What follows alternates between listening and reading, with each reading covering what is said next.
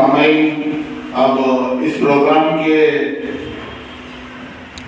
مین مقرر، شعلہ بیان مقرر، نوجوانوں کی دل کی دھڑکن حاجی عزیزاللہ عثمانی صاحب آپ سے مخاطب ہوئی۔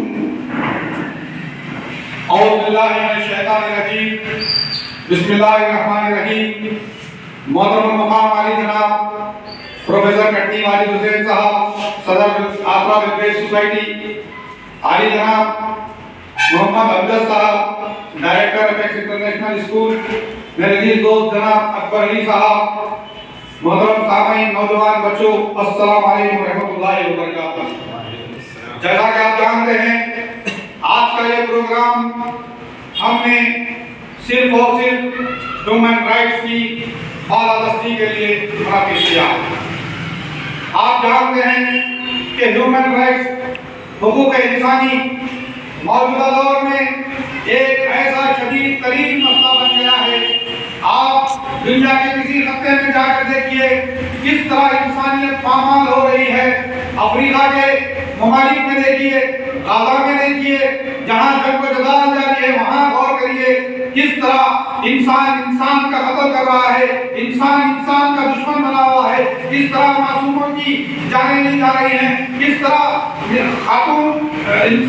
عورتوں کی عزت پامال کی جا رہی ہے، کس طرح گھر ڈھائے جا رہے ہیں۔ ان تمام واقعات کو دیکھ کر ہمیں جس طریقے سے قانون میں گنجائش دی گئی ہے اور اسلام ہمیں سکھاتا ہے، اللہ تبارک و تعالیٰ نے قرآن پاک میں ارشاد فرمایا، لقد کرمنا بنی آدم، ہم نے بنی آدم کو عزت بخشی ہے۔ اور قرآن کے کاردار محمد رسول اللہ صلی اللہ علیہ وسلم نے ارشاد فرمایا تھا، المسلم لمن سلم المسلمون من لسانه ويده، مسلمان وہ ہے جس کی زبان سے، جس کے ہاتھ سے دوسرا مسلمان محفوظ ہے۔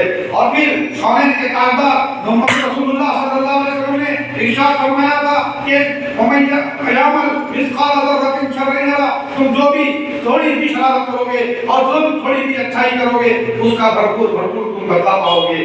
موجودہ دور میں ہم دیکھ رہے ہیں کہ سیاسی ناانصافیاں، معاشی ناانصافیاں اور ملازمتوں کی ناانصافیاں، لسانی ناانصافیاں، برادریوں کی ناانصافیاں، ہر قسم کی ناانصافیاں آج دنیا میں ہیں۔ تو ایسے دور میں ہمیں حقوق انسان اور ہیومن رائٹس کے لیے کام کرنا وقت کی اہم ترین ضرورت بن گیا ہے۔ جس معاشرے میں انصاف نہ ہو، جس معاشرے میں ظلم ہو، وہاں پر غارت گیری آتی ہے، بے برکتی آتی ہے، لوگوں میں نفرتیں پیدا ہوتی ہے، لوگوں کے درمیان عدل جب قائم نہیں ہوتا تو ہر قسم کا فساد دنیا میں وجود میں آتا ہے۔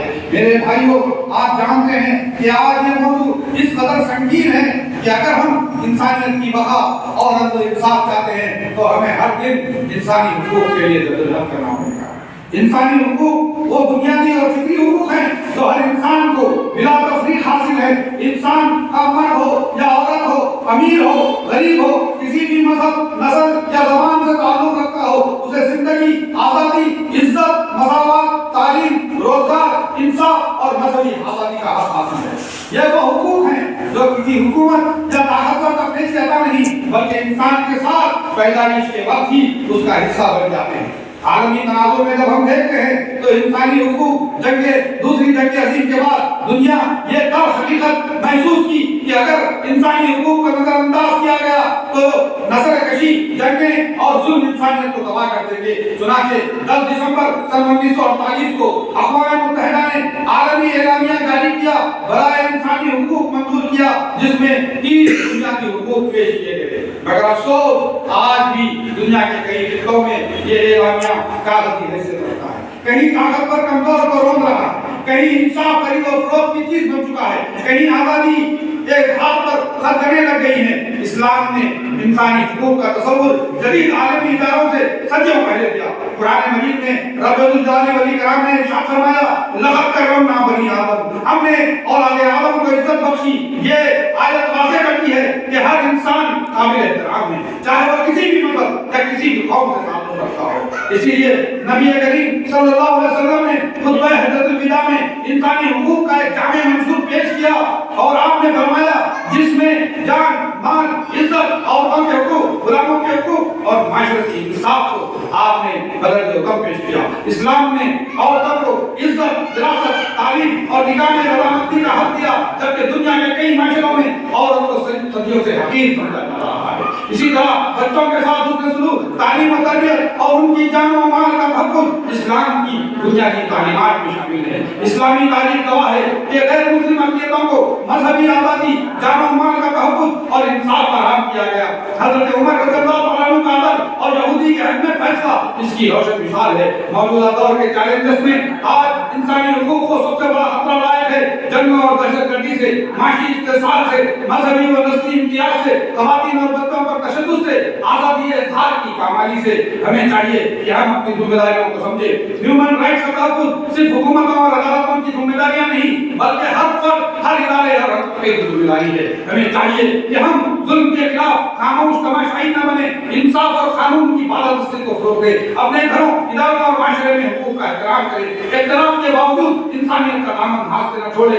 आखिर में मैं यही कहूँगा कि इंसानी हुकूक का एहतराम सिर्फ एक नारा नहीं, बल्कि एक अखलाकी, दीनी और इंसानी फरीज़ा है। जब तक दुनिया में अदल कायम नहीं होगा, अमन ख़राब रहेगा। आए हम सब अहद करेंगे कि हम किसी के हक़ पर डाका नहीं डालेंगे, हम मज़लूमों के साथ जुल्म नहीं करेंगे, बल्कि हम मज़लूम के साथ खड़े रहेंगे। एक मुनसिफाना, पुरअमन और बावकार माशरा तश्कील देने के लिए हम रात दिन जद्दोजहद करेंगे। मैं अल्लाह ताला से दुआ करता हूँ कि अल्लाह तबारक व तआला हमारी इन कोशिशों को कबूल फरमाए और हमें हुकूक इंसानियत के लिए काम करने की तौफीक अता फरमाए। हिंदुस्तान के एक दूसरे का माशरे में चाहे 122 से ज़्यादा ज़बानें हैं और हज़ारों मज़हब व मज़हब है, उन तमाम में हम इत्तेहाद और इत्तेफाक और उन तमाम के हुकूक को दिलाने के लिए जद्दोजहद करने वाले बने और हमारे मुल्क हिंदुस्तान को दुनिया का एक अजीम अमन का कहवारा बनाए। इंसानी हुकूक का मरकज़ बनाने के लिए हम रात दिन जद्दोजहद करेंगे और इंशाअल्लाह दिन होगी रात होगी, इंसानियत तरक्की करेगी और हर शख्स को उसका जायज़ हक़ मिलेगा।